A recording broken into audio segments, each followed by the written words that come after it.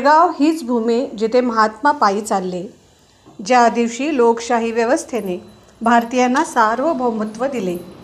प्रजासत्ताक दिनाने देशातील नागरिकांना राष्ट्राची जबाबदारी दिली आहे। सार्वजनिक बांधकाम मंत्री आणि जिल्हा पालकमंत्री सतीश जारकीहोळी म्हणाले, जिल्हा स्टेडियम येथे प्रशासनाच्या वतीने आयोजित केलेल्या प्रजासत्ताक दिन सोहळ्याचा एक भाग म्हणून मंत्री सतीश जारकीहोळी यांच्या हस्ते ध्वजारोहण करण्यात आले। यानंतर प्रजासत्ताक दिनानिमित्त पथसंचलनाचे आयोजन करण्यात आले। याची खुल्या गाडीतून मंत्री सतीश जारकीहोळी यांनी पाहणी केली।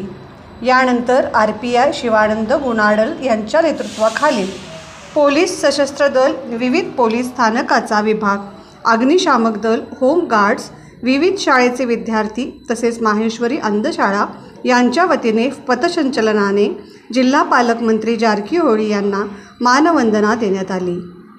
यावेळी सुरेश धामणेकर आंतरराष्ट्रीय पॅराथ्रोबॉल बास्केटबॉलमध्ये सुवर्ण पदकाचे विजय झालेले इराणा होंडप्पनावर, राष्ट्रीय स्तरावरील जलतरण स्पर्धेत सुवर्ण व रौप्य पदक पटकावलेला आमन सुनागार यांचा सन्मान करण्यात आला।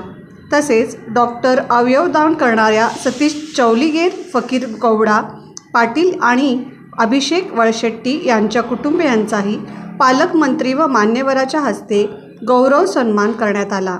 यावेळी बेळगाव उत्तरचे आमदार राजू शेठ, जिल्हाधिकारी मोहम्मद रोशन, जिल्हा पोलीस आयुक्त याडा मार्टिन मारबाणयांग, जिल्हा पोलीस अधीक्षक डॉक्टर भीमा शंकर गुळे, उपजिल्हाधिकारी विजयकुमार होणकेरी, विविध विभागाचे अधिकारी व नागरिक उपस्थित होते।